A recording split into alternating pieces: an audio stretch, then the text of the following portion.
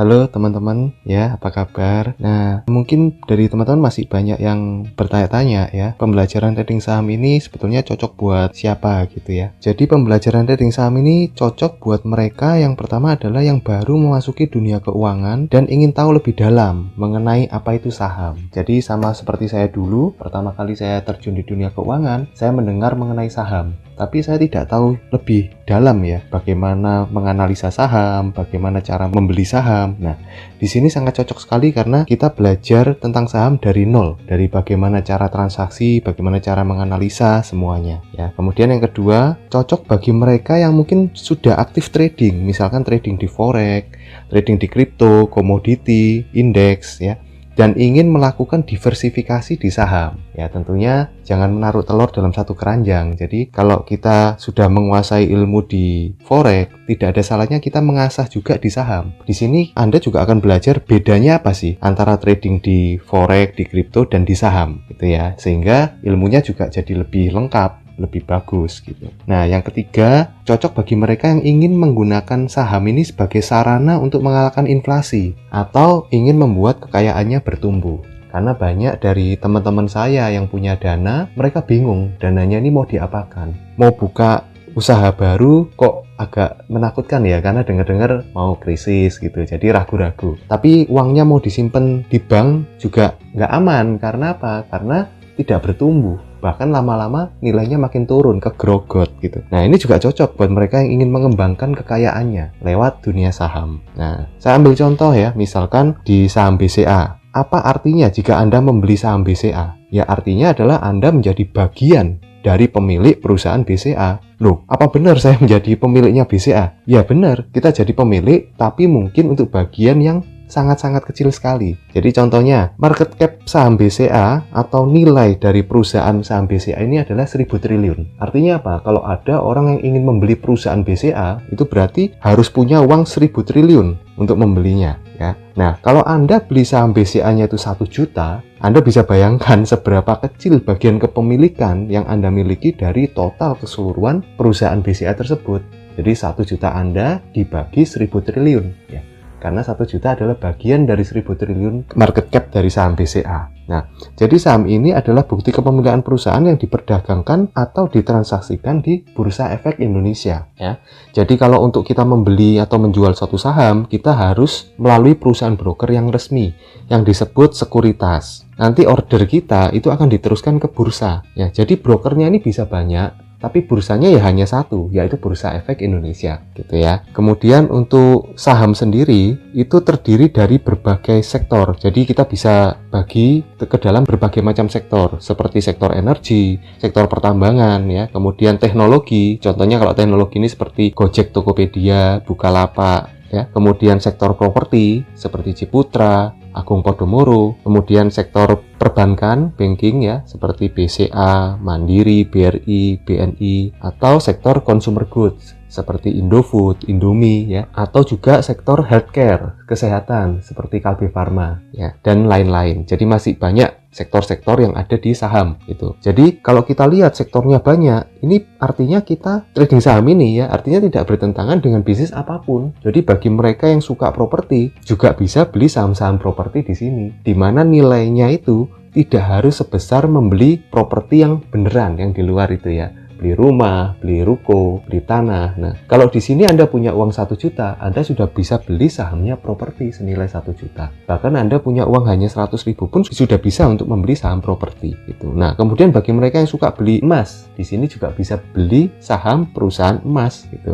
Kemudian bagi mereka yang mungkin lebih suka nabung di bank, ya contohnya di deposito. Saya selama ini senang nabungnya di bank BCA, sudah bertahun-tahun bahkan berpuluh-puluh tahun nabung di sana. Nah, kalau kita naruh uang untuk nabung di BCA aja selama berpuluh-puluh tahun tidak takut, ya. Kenapa kok tidak sekaligus kita beli saham perusahaan BCA-nya? Kan logikanya sama sebetulnya. Kita berharap, kita percaya dengan perusahaan BCA kan gitu. Jadi kalau kita selama ini tidak takut naruh uang di sana, ya tentunya pada saat kita membeli saham BCA kita juga nggak merasa takut lagi gitu.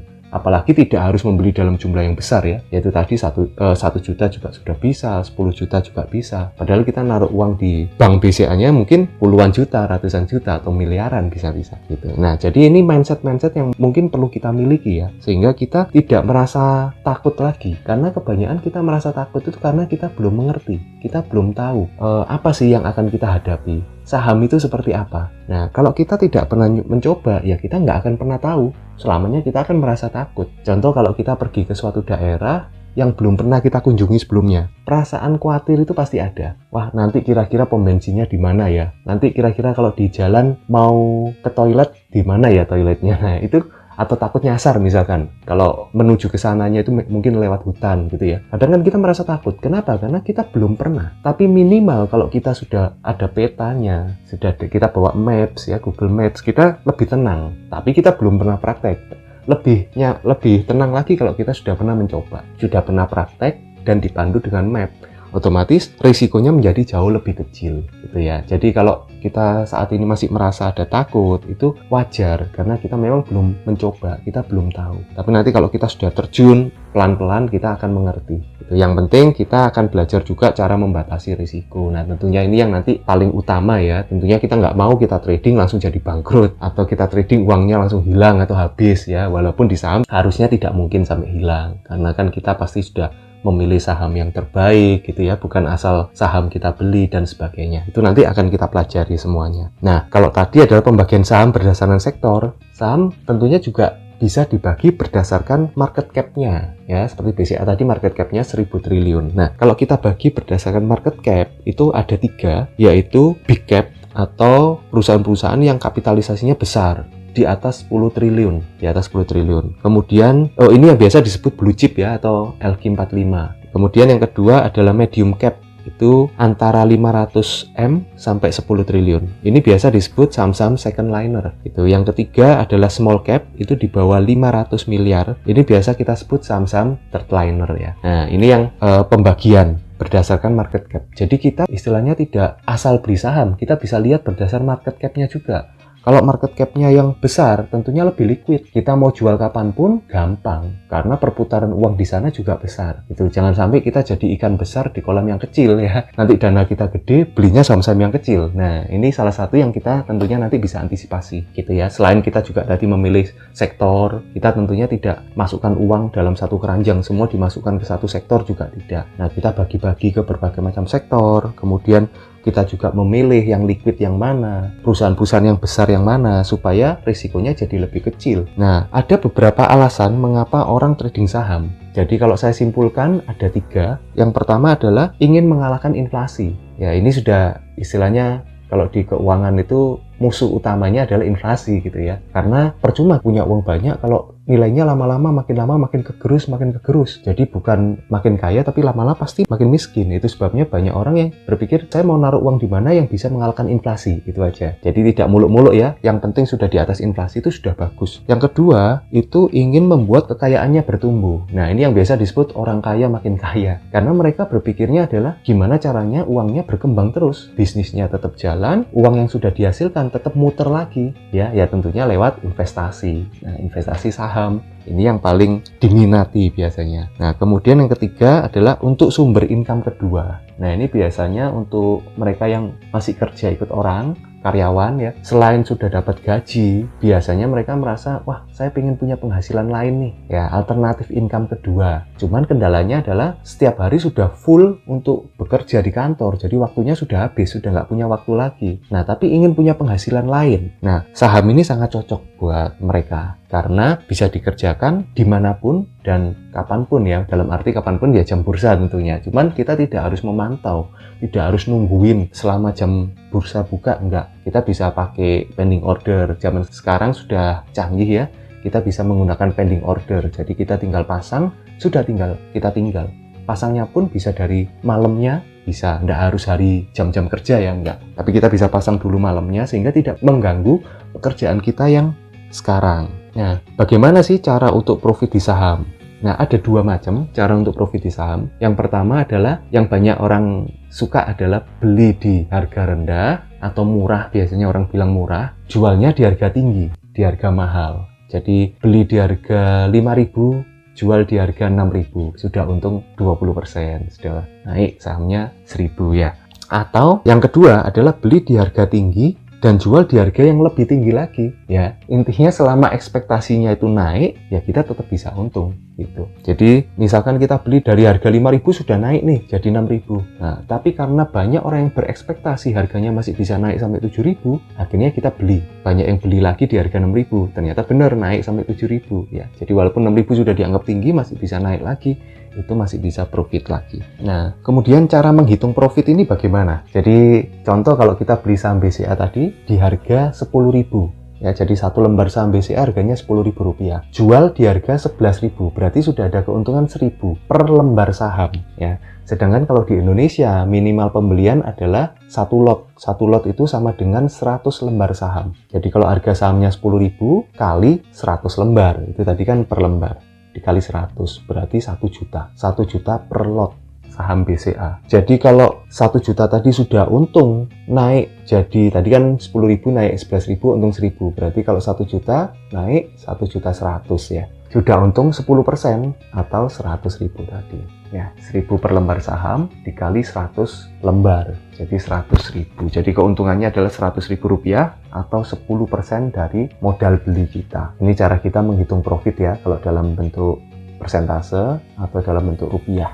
Untuk yang penutupan, untuk yang terakhir, apa saja sih yang akan dipelajari di pembelajaran trading saham ini? Jadi yang pertama, kita akan belajar mengenai cara menentukan tren dengan mudah. Biasanya karena kita banyak ditawarkan dengan indikator yang macam-macam gitu ya, jadi akhirnya kita malah semakin bingung ya. Padahal harusnya menentukan tren itu kan mudah sekali, harusnya sederhana, tidak perlu indikator yang aneh-aneh. Cukup dengan indikator sederhana kita sudah bisa menentukan tren dengan cepat. Mungkin hanya dalam waktu 1 menit ya, kita sudah bisa langsung tahu ini trennya naik atau turun ya. Kita bisa menentukan tren dengan baik. Kemudian yang kedua, kita akan belajar menentukan area beli dan area jual yang lebih efektif. Jadi kalau kita bisa menentukan area di mana banyak orang berkumpul untuk jual, otomatis kans kita untuk profit kan jadi lebih besar, karena kita sudah ada gambaran kira-kira kalau di area ini tuh pasti banyak yang tekanan belinya lebih besar, kalau di area-area ini tekanan jualnya yang lebih besar. Nah tentunya kita bisa antisipasi sebelumnya gitu ya. Nah kemudian yang ketiga, itu kita akan belajar menentukan titik entry terbaik tanpa harus menghafal pola-pola trading yang sangat banyak itu, sehingga menjadi lebih akurat dan mudah. Tentunya pada saat kita belajar trading banyak dihadapkan dengan pola-pola candle, pola-pola chart ya, chart pattern, candlestick, itu kan banyak sekali, sehingga kita merasa trading ini kok susah sekali ya. Saya mau belajar, belum praktek sudah pusing duluan, karena menghafal pola yang begitu banyak dan nggak ngerti-ngerti akhirnya, nggak hafal-hafal. Nah, di sini saya akan bagikan tips dan triknya, cara memahami dengan mudah tanpa harus menghafal. Sehingga pada saat kita entry itu kita benar-benar tahu yang terjadi di market itu sebetulnya psikologi marketnya itu apa. Sehingga kita nggak perlu menghafal pola-pola yang banyak tadi itu. Ya, jadi intinya kita lebih simple, lebih akurat, lebih efisien. Nah, kemudian yang keempat juga yang sangat penting adalah menentukan cut loss dengan baik. Nah, cara menentukan cut loss ini yang biasanya ini masih bingung ya, walaupun mereka sudah banyak trading, itu kadang itu masih bingung menentukan cut loss. Karena ya mencari support yang paling kuat di mana itu kadang kan masih belum jelas gitu ya. Masih tebak-tebakan lah intinya, belum bisa membaca, oh ini yang terbaik, yang paling kuat adalah di sini. Dan melihat volume tentunya ini juga kita perlu baca dengan baik juga ya, karena itu menandakan arus uang arahnya kemana itu. Nah ini beberapa materi yang nanti kita akan pelajari ya, semoga bisa menjadi pencerahan buat teman-teman yang mungkin masih bingung, masih ragu. Yang penting mencoba, karena kalau tidak mencoba ya kita nggak akan pernah tahu. Dan satu yang saya pelajari ya selama ini, yang namanya belajar itu nggak pernah ada ruginya, karena kita dapatkan ilmunya. Ilmu ini bisa dipakai selamanya, jadi belajarnya satu kali, pinternya selamanya, mau dipakai 10 tahun lagi, 20 tahun lagi, bahkan sampai sepanjang hidup kita masih tetap pakai. Beda kalau kita beli program atau beli sistem, tapi kita nggak diajarin ilmunya, itu kalau suatu saat programnya itu tidak berjalan dengan baik, ya berarti uang kita ya anggapannya hilang begitu aja. Karena kita nggak punya ilmunya apa-apa, hanya beli program atau beli sinyal, tanpa kita mengerti gitu. Nah kalau belajar, itu kan kita memahami sendiri. Sehingga makin lama sudah pasti makin pinter, nggak mungkin nggak. Karena pertama pemahaman kita mungkin masih sedikit, tapi karena apa yang kita sudah pelajari tadi kita praktekkan terus, lama-lama ya kita makin lebih ahli, makin lebih pinter, makin lebih mengerti. Itu sudah otomatis, sudah pasti seperti itu. Jadi saya jamin tidak mungkin ada ruginya, karena kita pasti mendapatkan sesuatu. Kita memberikan sesuatu, kita juga langsung mendapatkan sesuatu. Bukan hanya beli sinyal atau beli program yang bisa hilang sewaktu-waktu. Gitu ya. Mungkin ini sedikit dari saya yang mungkin bisa saya bagikan. Sampai ketemu di training kita selanjutnya. Salam profit.